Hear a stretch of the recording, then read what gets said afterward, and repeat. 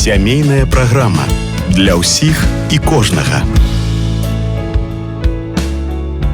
Вітаю ўсіх, хто зараз на хвалі беларускага радыё. Гэта сямейная праграма, пляцоўка, на якой можна паразважаць пра агульначалавечыя каштоўнасці. Каханне, сяброўства, тое, што аб'ядноўвае людзей, а таксама атрымаць падказкі, карысныя для вашай сям'і. У студыі Анастасія Ермалюк, і мы пачынаем. Сёння міжнародны дзень сям'і.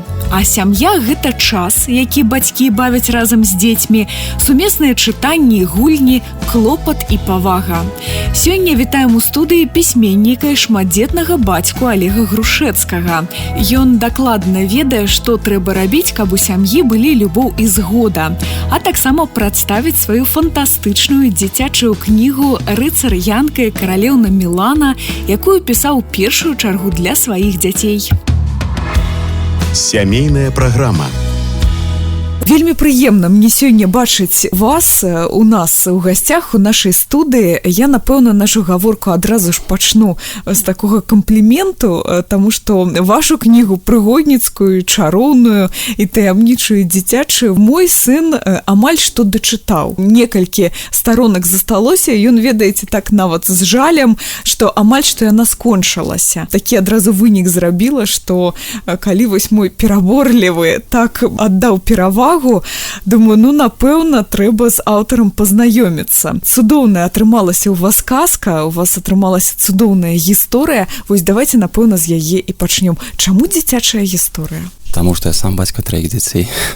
Вось для сваіх дзяцей пачыналі пісаць, так? Напэўна, яшчэ таму, што, скажем так, нашыя дзеці ведаюць шмат такіх міфічных гісторый скандынаўскай міфалогіі. Замежных, звычайна. Так, таго ж Гарры Поттера. Ад Гарры Поттера пачынае, альбо так. там рускія казкі, хаця, напэўна, яны хутчэй кіеўскія. Про таго ж Змея Гарыныча. А чагосьці такосьці беларускага нам не ставала, таму што ў нас вельмі багатая міфалогія, насамрэч пачытаць, напрыклад, Шляхціца Завальня, сам захапляўся і некалькі разоў перачытаў. А чагосьці такое фантазійнага, прыгодніцкага у нас менавіта і не ставала, хаця ёсць, канешне, кнігі Людмілы Рублеўскай, але найбольш для старэйшага ўзросту.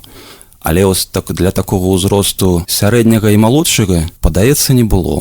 Я вырашыў гэта такі прабел трошечкі паправіць. Пачатковая школа, як кажуць, так? Захацелася такі прабел трохі паправіць, і сеў напісаў. І хацеў бы яшчэ асабліва спадзякаваць за такі каментар. Вельмі прыемна, падаецца, гэта першая рэцэнзія. Мяркуючы з вашай размовы, да гэтага з вамі размаўляў. Вы яе купілі якраз, як яна толькі з'явілася ў крамах. Вось, магчыма, так. Магчыма, так. Літаральна першы ці другі дзень. І атрымалася. Я так разумею, што і працяг таксама вы плануеце гэтай гісторыі. Так, у канцы гісторыі таксама зрабіў намёк, што, магчыма, працяг будзе. І працяг насамрэч ёсць. Ён ёсць ужо, так? Ёсць. З большага ёсць. З большага, менавіта з большага. Таму што хацеў бы яшчэ сам яго перачытаць, падпрацаваць нешта, каб быў дынамізм у сюжэце. Ось, дарэчы, над гэтай кнігай я працаваў вельмі доўга, яна была напісана яшчэ, закончыў і пісаць, дату дакладна ведаю, 10 лістапада 12-го года, а ўжо 21 год. І гэта такі перапынак, яна доўга блукала па выдавецтвах. На даробку ці на што? Яна доўгі час блукала па выдавецтвах. Насамрэч, у нас вельмі цяжка выдаць кнігу, калі цябе яшчэ мала ведаюць. Гэта, мне здаецца, ва ўсім свеце так. Вось прыгадваеш знакамітых вядомых пісьменнікаў сучасных. Пакуль яны, ніяк пра сябе не заявілі, дык ніхто не жадаў таго ж Гарры Поттера. Вось мы прыгадвалі, кім была тая Джоан Роулінг, і ніхто не збіраўся. І ўсё сталася чыста выпадкам, калі Так. А што атрымалася ў выніку? Так. І яна паблукала па шмат выдавецтвах, і самае цікавае, што першы выдавецтвы, калі я адразу ж занёс, мне патэлефанавала літаральна за некалькі месяцаў да выхаду, калі я ўжо дамовіўся з іншым выдавецтвам, калі ўжо працаваў над «Дві мастак». То бок ляжала там 8 ці 9 гадоў, толькі тады ператэлефанавалі. Хацеў гэтым выдавецтве, вельмі хацеў даць. Яно дзяржаўнае і вельмі такім згучным імём, але ўжо не буду яго агучваць. Затое, магчыма, тады яна яшчэ была сырая, і можа добра, што яна так хутка не выдалася. За гэты час я перапісваў, напэўна, разоў 5 мы працавалі з рэдактарам над ёй. Давала вельмі шмат парад мне і Аксана Спрынчан, і Алена Маса, дзіцячая пісьменніца, каб менавіта сціснуць яе сюжэт, надаць болей дынамізму. менш апісанняў, менш дыялога, а менавіта дынамікі нейкіх сюжэтных ліній. Ну гэта нейкія такія глобальныя былі праўкі ці вось такія рысы, як ведаеце, мастак намалюе. Гэта можна сказаць, што а потым гэта можна сказаць, што праўкі былі сярэднеглобальныя. Таму што выкрэслівалі там цэлымі абзацамі, сціскалі да немагчымага. Напэўна, траціна альбо чвэрць дакладна была выразана і сціснута, но затое атрымалася, спадзяюся, для чытачоў вельмі цікава. Больш дынамізму, больш сюжэту. А сваім дзецям вось нейкую першакрыніцу расказвалі? Вось бачыце, часам так здараецца, што пачыналі пісаць казку для сваіх дзяцей, расказвалі нейкую гісторыю, ну а потым зачапіліся, адзін вечар, другі вечар, вось і кніга атрымалася. Што самае цікава, за той час, пакуль яна ляжала ў выдавецтве, уже дзеці-то вырослі ўжо. І сам старэйшы нядаўна жаніўся. Сярэдні ўжо вучыцца ў інстытуце, а затое падрасла за гэты час дачка, якой зараз 8 гадоў. Ну, вось, ваша аўдыторыя. Кнігу за гэты час, пакуль яна ляжала і перапрацоўвалася, вырасла дачка нават. Ну, зараз ёй чытаем паціху. Ну, вось як такі літаратурны вопыт, доўгатэрмінова, будзем так казаць, прыносіць ён насалоду? Ці гэта, вось, ведаеце, у нас ёсць шмат, у нас ёсць сям'я, у нас ёсць праца, у нас ёсць шмат, а калі вось хвіліначка будзе, ну, тады мы сядзем за стол, возьмем аловак, і тады ўжо колькі часу ёсць. Вырваць нейкі час ад сям'і, ад працы, пішаш ноччу, калі ўжо нават і цяжка думаць, і спаць хочацца, але самого сюжэт захапляе беларуская міфалогія. Там столькі можна напрацаваць сюжэтных ліній у нас, столькі міфічных герояў, якія мала хто ведае, што тут яшчэ можна і на другую, і на трэцюю кнігу хопіць. Адкуль ведаеце вы? Пэўнае даследаванне ладзілі? Ну, па-першае, яшчэ з гадоў 13 ці 14 такое было раней грамадскае аб'яднанне «Талакай», якое займалася адраджэннем беларускай культуры, адраджэннем беларускай гісторыі. Вось недзе ва мне это закаранілася. Потым лёс падаваў мне такіх людзей, якія таксама гэтым цікавяцца, захоплены. Маглі расказаць штосьці цікавае, так? Хаджу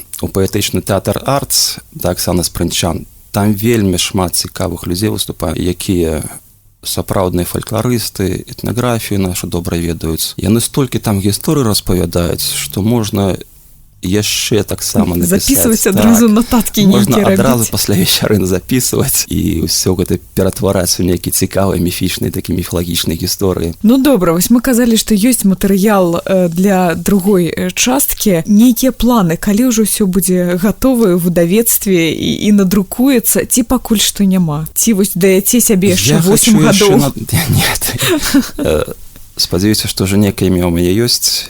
Зараз спадзяюся, што добра пойдзе гэтая кніжка, таму спадзяюся, што гэта будзе не больш, чым гады 1,5, максімум 2. Хацелася бы хутчэй, але ёсць некаторыя але. Трэба мне яшчэ самому перачытаць.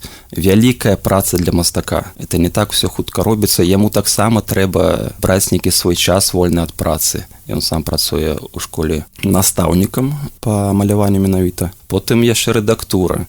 Это ж не так, што проста ўжо занёс кніжку і там праз месяц выдалі. Казалі пра мастацкае аздабленне, і гэта таксама асобная гісторыя. Мне вельмі спадабалася. Вось мне, як даросламу чалавеку, я гартала, я глядзела вельмі уважліва. Мне вельмі спадабалася гэтае аздабленне, таму што кожная істота міфічная, яна так усё прадумана, усё вельмі дакладна, нібыта яна жывая. Калі мастак намаляваў, нейкія ў вас былі да яго заўвагі, парады? Аддаўся цалкам на думку мастака, таму што ён мастак, яму лепей бачна. Канешне, я там карэктаваў, прашу там можа, вот некаторыя там зменкі толькі вынясі. А так ён прафесіянал, ён добра злавіў маю думку. Мне тут наогул з ім вельмі пашанцавала, гэта мастак Віктор Козел. Мы працавалі з ім над мінулай кнігай «Краіна вымярэння», якую я, дарэчы, малюнкі, да якой зрабіў сам. Нават і такі талент у вас ёсць. Так, вучыўся ў нашага скульптара Ганікалойкі, у якой майстэрні. Намаляваў сам, але параіліся з бацькамі, з будучымі пакупнікамі ў выдавецтве. Яны параілі ўсё ж запрасіць прафесійнага мастака, таму што ім падалося, што ў мяне яшчэ такая трохі савецкая школа яшчэ засталася там. А ў яго ўжо атрымалася ён, па-першы, ён прафесіянал, канешне. Мне спадабалася ў яго, як ён малюе вочы.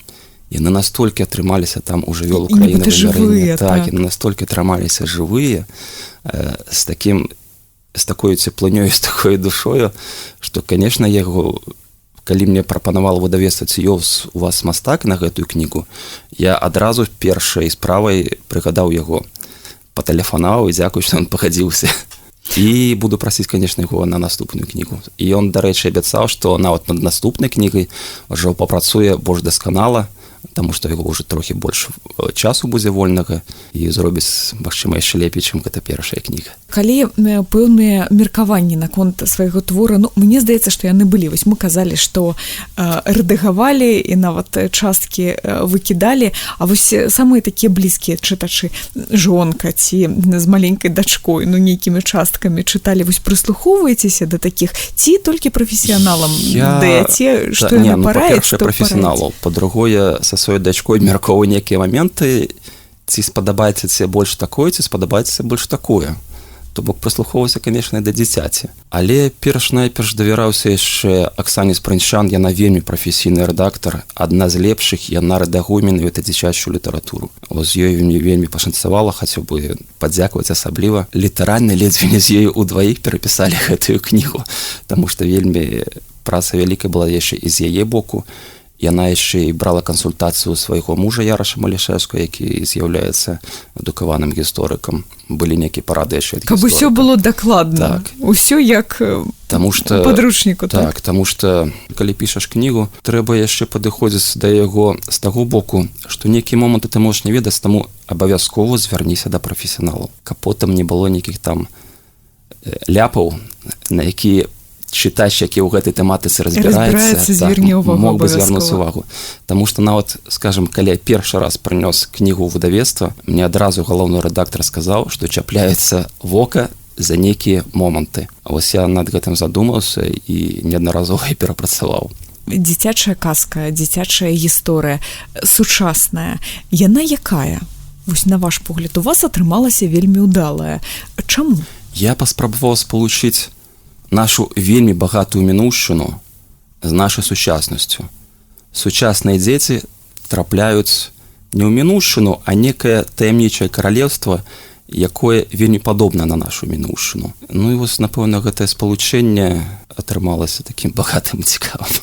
Такая кніга ёсць, будзем спадзявацца, што будзе працяг, магчыма, вы нават і серыю падобную, чаму не? Чаму ніколі, не кажы ніколі, як кажа так. Я ўжо падымаў гэтую тэматыку на 15-годзе паэтычнага тэатра «Артс». У нас ёсць пісьменнікі, на якіх варта раўняцца. Гэта, конечно, Іван Мелеш, гэта і Людміла Рублеўская. У яе выйшла гісторыя ўжо 6 частак. У нашай літаратуры, падаецца, няма ніводнага пісьменніка, які б дасягнуў такой вышыні.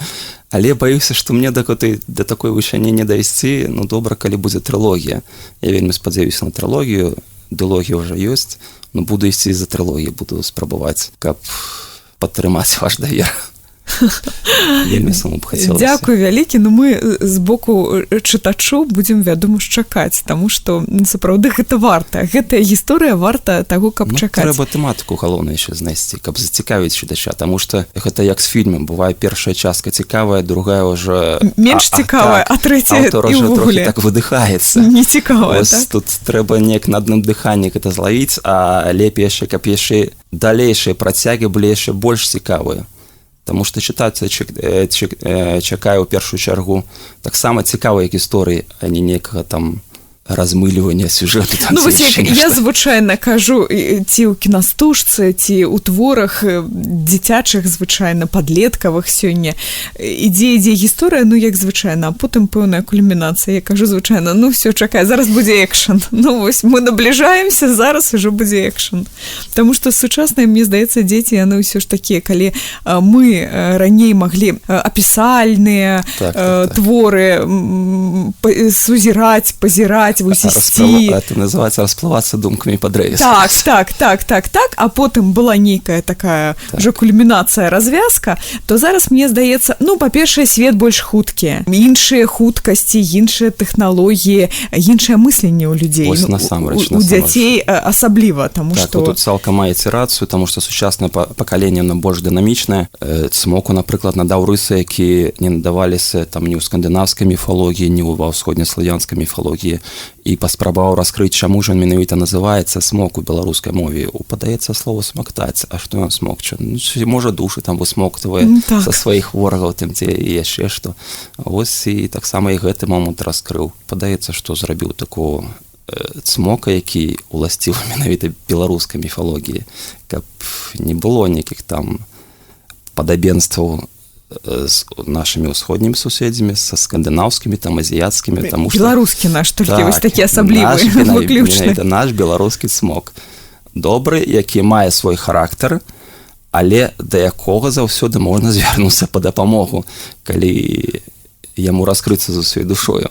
Ну, вось гэта мяне таксама ўразіла, таму што звычайна цмок, дракон па-руску, так? Ён хітры, ён злы, так, ён прагны, ну і, здаецца, на гэтым усё, якую дапамогу можна ад яго атрымаць. Сядзіць толькі абараняе нейкія скарбы. Так, так. А аказваецца, ён такая жывая істота, як там, ну, не як жывыя людзі, але, можа, і беларуская душа. Адкуль натхненне? Ну, вось калі ў нас няма такога, як мы кажам, пісьменнік сеў, 3 тыдні пісаў і напісаў, так? Калі вось, ну, ці ноччу, ці калі ёсць свабодная нейкая гадзінка, хвілінка. Як вось падтрымліваць гэты такі запал, наш агеньчык, так? Ну, па-першае, трэба самому шмат чытаць. І калі жадаеце, каб вашы дзеці выраслі таксама нейкімі прагрэсіўнымі, можа, нават лідарамі ў жыцці, трэба з імі шмат часу праводзіць менавіта за чытаннем добрай кнігі, каб у іх сваё мышленне фарміравалася, свае думкі фарміравалася, каб яны больш раслі разнастайна, не аднабакова. Таму чытайце кнігі з дзецьмі, па-першае, каб яны выхоўваліся самі, і калі вы жадаеце, каб яны у вас выраслі сапраўднымі людзьмі. Ну, наткнен, напэўна, з дзяцей чэрпаю, назіраючы за імі, што ім цікава. Вядома ж, глядзім з імі нейкія фільмы, потым у самога нейкія там думкі заражаюцца, дзеці сабе нешта апавядаюць, напрыклад, глядзелі там «10 каралеўства», «Хронікі Нарніі», там такія захапляльныя гісторыі. Чаму у нас такога няма? Ну, вось так паступова мы пераходзім да сям'і, да спраў сямейных. Вось калі я даведалася, што ў вас 3 дзяцей, я ўвогуле не магла... І таксама вось такую ремарку я чула, што не толькі пісьменнік, а хутчэй бацька для 3 дзяцей, для ўсіх, таму што ён вельмі уважлівы, вельмі клапатлівы і вельмі адказна ставіцца вось да гэтай ролі. Звычайна да мяне, прызнаюся шчыра, вы вось першы бацька шматдзетны, які да мяне прыходзіў. Звычайна прыходзяць маці, якіх 3, 4, 5 бывае дзяцей. І яны, ну, вядома, як з пункту гледжання жанчыны, я ўсё разумею, як яны даглядаюць і хатнюю гаспадарку, і нейкія прафесійныя свае справы, ўсё гэта спрабуюць паспець. Вось з пункту гледжання бацькі. Па-першае, наколькі папулярная зараз вось такая мадэль, калі менавіта бацька уважлівы да дзяцей. Не тое, што як звычайна, бацька грошы зарабляе, ну, а маці ўсё астатняе, яна і возіць на кружкі, гурткі. Цалкам неправільны падыход, што бацька грошы зарабляе, і ўсё, на гэтым яго функцыі скончаны. Ну, вось чамусьці... Калі вы хацеце, каб дзеці вас даглядалі ў старасці, трэба з гэтымі дзецьмі займацца. Але нават не толькі з гэтай перспектывы. Трэба зразумець, што, ну, жонка гаспадыня так, але яна не паспявае, ўсё, трэба ж нейкія разгружаць.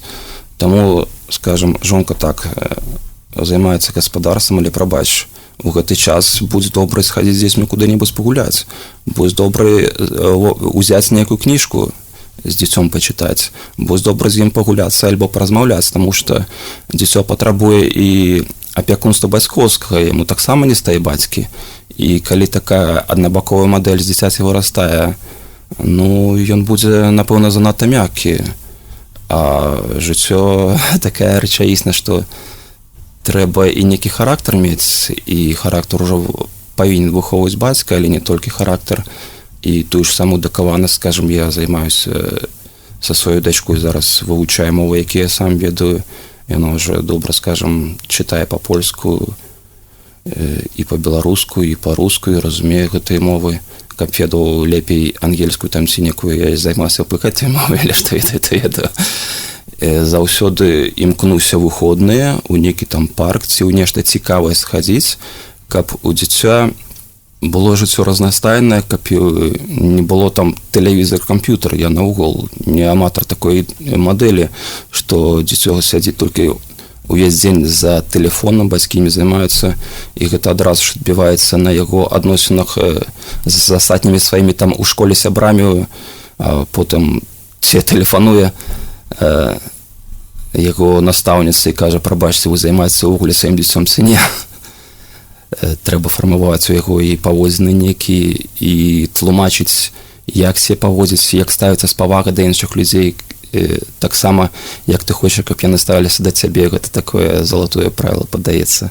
Колькі ты пакладзеш у гэтую скарбоначку, столькі ты потым, ну, і ён, і само дзіцё ўжо, калі стане больш дарослым, і бацькі таксама, столькі ты зможаш пакуль потым адтуль дастаць.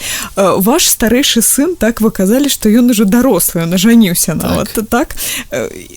Ёсць, пагадзіцеся з тым, што колькі пакладзеш, вядома, столькі і дастанеш. Я хочу сказаць, што нават больш, таму што я вельмі задаволены тым, што мой старэйшы сын вырас нават разумнейшы за мяне.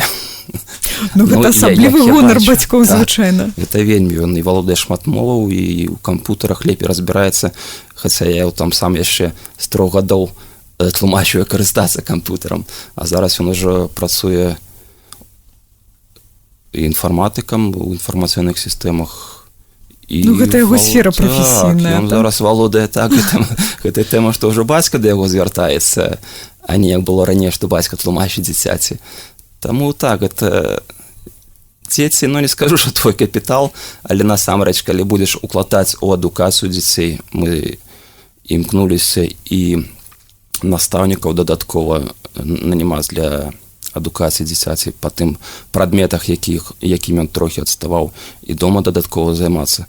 Таму абавязкова займайце сваімі дзецьмі, калі вы жадаеце, каб з іх нешта вырасла. Дзеці гэта сябры бацькоў, ці ўсё ж такі пэўнае такое размежаванне яно ёсць? Вось тут варта ёсць так. Дзве звычайна вось групы, я калі пытаюся, хтосьці кажа: ну як, гэта ж мае сябры, мы заўсёды з імі шчырыя, мы можам патлумачыць, мы можам абмеркаваць, адкрыцца як да таго цмока, так, са шчырай душою, і тады ёсць пэўны кантакт. Хтосьці наадварот кажа: сябры, але якія ж мы сябры, таму што мы бацькі, так, а гэта ўсё ж такі дзеці. Вось нават лесвіца такая: мы бацькі, а гэта дзеці. І якімі мы шчырымі не былі адно з адным, і як бы з любоўю мы адзін да аднаго не ставіліся, ўсё роўна трэба падтрымліваць вось гэтую розніцу, таму што, ну, яна ёсць. Ну, я не скажу, што трэба падтрымліваць некую розніцу, але варта бачыць перад сабой, безумоўна, ту тонкую мяжу, менавіта каб ты быў для яго і строгі, але і настаўнікам, і сябрам. То бок трэба выхоўваць сваіх дзяцей так, каб яны, безумоўна, разумелі, што ты бацька, ты галоўны ў сям'і. Але добры бацька, да якога заўсёды можна звярнуцца, які заўсёды даст добрую параду. І, безумоўна ж, трохі галоўнейшым над ім. Ну і настаўнікам таксама. Так, і настаўнікам таксама, але добрым настаўнікам і справядлівым, а не такі, які толькі там, вось я сказаў... Можа, пагражае пальчыкам, так? Без гэтай хатняй дыктатуры ні ў коім разе. Заўсёды трэба выхоўваць дзяцей з павагай да іх. Калі ты хочаш, каб яны потым паважалі цябе. Не так, каб не ў той строгасці, калі яны цябе баяцца, а так, калі яны цябе цалкам давяраюць, калі яны цябе могуць адкрыцца, і калі яны заўсёды прагнуць звярнуцца да цябе з нейкай там парадай. Вось вы сказалі зараз гэтую фразу, я прыгадала, як моя сяброўка, у іх таксама шматдзетная сям'я, 5, мне здаецца, дзяцей, і звычайна, ну, маці, таму што гэта былі 90-е гады, і ўсё было вельмі-вельмі складана ў той час. Ну, вядома ж, тады маці займалася усімі гэтымі дзецьмі, бацька працаваў. І вось яна мне неяк гады 3 таму такую фразу сказала: оказывается, бацька ж у мяне добры. Ну, а яна ўжо вось моя равесніца, нават старэйшая трошкі за мяне. Таму што заўсёды, ну, вядома, маці была дома, бацькі дома не было, таму што ён зарабляў грошы. І маці, як апошні такі бастыён, часам казала: ну ўсё, вось ён уже прыйдзе дадому, ці я яму абавязкова скажу, што вось вы тут нарабілі. Так. І вось, такая была цікавая вельмі мадэль, таму што ён большы час адсутнічаў у жыцці сям'і, у выхаванні дзяцей. Так атрымалася. І вось яна мне сказала такую фразу: «Аказваецца, бацька такі чулы ў мяне, такі добры, такі уважлівы». Вось такое адкрыццё для мяне было. Вось да такой мадэлі, падаецца, трэба імкнуцца, каб дзеці ўрэшце рэшт разумеюць, што яны таксама жывыя, у іх таксама ёсць свае эмоцыі, у іх таксама ёсць свае захапленні, свае прагненні да чагосьці, свае нейкія там жаданні. Трэба заўсёды гэта ўлічваць, а не так толькі тое, што бацька хоча, як кажуць звычайна, бацькі патрабуюць ад дзіцяці таго, чаго самі не дасягнулі ў жыцці. Вось такого, мяркую, не павінна быць. Так, бацькі лепей ведаюць, што на сваіх памылках лепей ведаюць, што можна там парадзіць ці што, але заўсёды трэба яшчэ прыслухоўвацца да дзіцяці, ці насамрэч яно гэта дзіцяці гэта патрабуе, ці насамрэч яму гэта патрэбна. Можа, гэты дзіцёнак не хоча займацца так сур'ёзна гэтым спортам, яму больш цікава і развіццё будзе больш, калі ён там пабавіцца з сябрамі на вуліцы, паганяе той жа самы мяч, і ён гэта будзе нават больш шчаслівы, калі не дасягне там нейкі там прафесійных вышыняў у спорце. Так. Калі бацькі не дасягнулі гэтых вышыняў, прабачце, прычым тут дзеці. Трэба ж да іх заўсёды прыслухоўвацца. Але, безумоўна, трэба заўсёды і трымацца некага ўзроўню, чаго ты хочаш з дзіцяці ўсё ж такі вырасці, і фармаваць у него такую мадэль, пытацца яго прабачыць. Ты сам хочаш у жыцці чагосьці дабіцца ці не. То бок падштурхоўваецца, не ціснуць на яго, а менавіта падштурхоўваць да поспеху, тлумачыць яму, прабач, калі ты там не вучышся, ты ў жыцці поспеху не дабудзеш. Будзеш так, там, скажем, як вось той-то, той-то, той-то. Можа, так і не варта казаць. Часам мы кажам такое, гэта вядома. Нікуды вже не падзенешся. То бок трэба дзіцяці самого падштурхоўваць да поспеху, паказваць ім на поспеху іншых людзей, вось чаго дабіліся гэтыя людзі, а дабіліся з дапамогай чаго? Менавіта з дапамогай добрай адукацыі, менавіта таму, што яны былі больш памклевыя да поспеху. То бок фармаваць у него у самого гэтае памкненне да поспеху менавіта, і, безумоўна ж, да прагі адукацыі. Паказваць яму, што адукацыя цябе гэтая насамрэч патрэбна, з добрым дыпломам, з добрай універсітэцкай адукацыяй. Цябе больш лягчэй будзе ў жыцці. Трэба яму это просто папросту тлумачыць, а не ціснуць на яго. Вось некую такую мяжу трэба заўсёды лавіць. Сямейная праграма. Дзякуй за размову пісьменніку і шматдзетнаму бацьку Алегу Грушэцкаму. Час сустрэчы праляцеў незаўважна. Я, Анастасія Ермалюк, развітваюся. Жадаю прыгажосці навокал і ў душы, узаемаразумення ў вашых сем'ях. Шчасліва! Сямейная праграма для ўсіх і кожнага.